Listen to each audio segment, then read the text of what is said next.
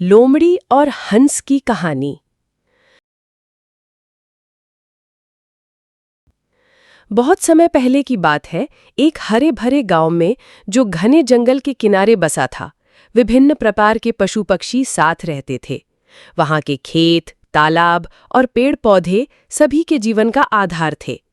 इंसान और जानवर अपनी अलग अलग दुनिया में रहते हुए भी एक दूसरे पर निर्भर थे। इसी गांव में एक चालाक लोमड़ी और एक सीधा साधा पर समझदार हंस रहते थे। एक दिन लोमड़ी खेतों के पास घूम रही थी। उसकी आंखों में हमेशा खाने का लालच रहता था।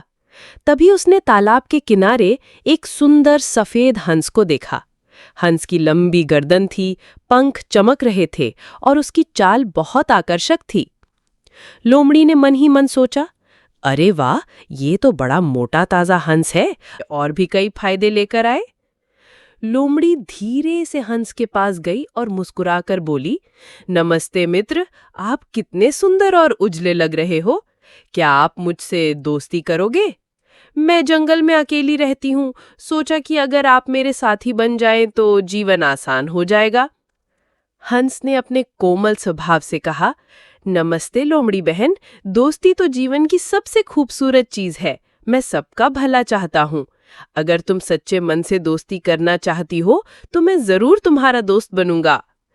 लोमड़ी मुस्कुराई, पर उसके मन में कुछ और ही चल रहा था। कुछ दिनों तक दोनों के बीच बातचीत और हंसी मजाक चलता रहा।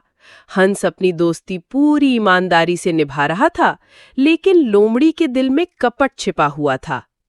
एक दिन लोमड़ी बोली, मित्र, कल रात मैंने बहुत स्वादिष्ट भोजन किया। मैंने सोचा क्यों ना तुम्हें भी दावत दूं। कल शाम मेरे घर आना, मैं तुम्हारे लिए खास पकवान बनाऊंगी।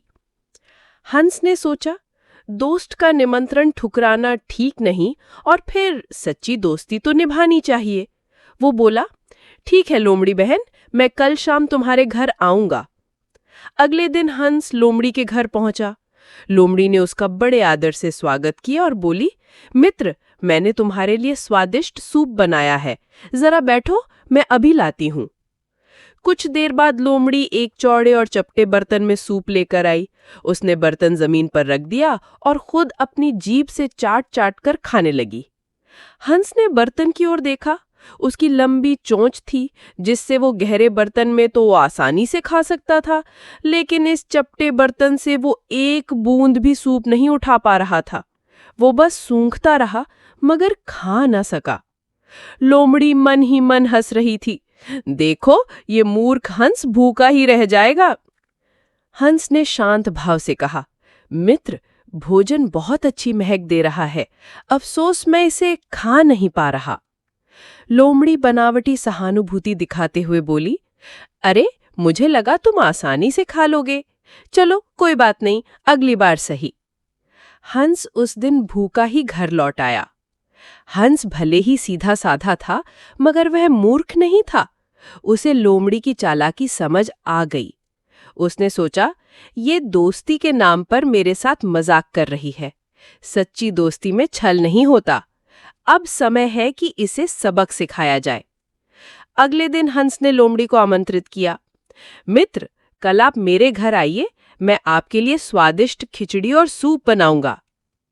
लोमड़ी ने सोचा, वाह, आज तो मजे आ जाएंगे। मैं हंस से बदला लेने में सफल रही और अब वही मुझे खिलाएगा। वो खुशी खुशी निमंत्रण स्वीकार कर बैठी। अगले दिन शाम को लोमड़ी हंस के घर पहुंची। हंस ने बड़े आदर से उसका स्वागत किया और बोला, मित्र, बैठो, मैं तुम्हारे लिए खास भोजन लाता हूं। कुछ देर बाद हंस दो लंबे और पतले गर्दन वाले घड़ों में सूप और खिचड़ी भरकर ले आया। उसने एक घड़ा लोमड़ी के सामने रखा और दूसरा खुद के लिए। हंस ने अपनी लंबी चोंच घड़े में डालकर आराम से खाना शुरू कर दिया, लेकिन लोमड़ी, उसकी छोटी थुतनी उस घड़े में अंदर ही नहीं जा पा रही थी। वह बार बार घड़े को सूंघती, जीभ डालने की कोशिश करती, मगर एक कौर भी न खा सकी। लोमड़ी परेशान होकर बोली, मित्र, ये कैसा भोजन है, मैं तो खा ही नहीं पा रही। हंस मुस्कुराकर बोला, मित्र, कल जब तुम्हारे घर गया था तो तुम्हारे द्वारा दिए गए चपटे बर्तन में मैं भी कुछ नहीं खा पाया था। जैसे तुमने मेरे साथ किया, आज वही अनुभव तुम्हें भी हुआ। दोस्ती छल से नहीं निभती, सच्चाई और समानता से निभती है। लोमड़ी को अपनी गलती समझ आ गई। वह शर्मिंदा होकर बोली, मित्र, मुझसे भूल हो गई। मैं केवल अपनी चालाकी दिखाना चाहती थी। लेकिन सच्चा मित्र वही है जो एक दूसरे को सम्मान दे। अब से मैं कभी भी ऐसा छल नहीं करूंगी। हंस ने कहा, ठीक है मित्र, गलती मान लेना ही सबसे बड़ी अच्छाई है। मैं तुम्हें माफ करता हूं। दोनों ने मिलकर सच्ची मित्रता का वचन लिया और आगे से बिना छल कपट एक दूसरे के साथ रहने लगे। निष्कर्ष या शिक्षा, ये कहानी हमें सिखाती है कि मित्रता का आधार विश्वास और समानता है, ना कि छल और स्वार्थ। जो जैसा करता है उसे वैसा ही फल मिलता है। गलती मान लेना और उसमें सुधार करना ही किसी भी जीव की सबसे बड़ी ताकत है। Like, subscribe and comment.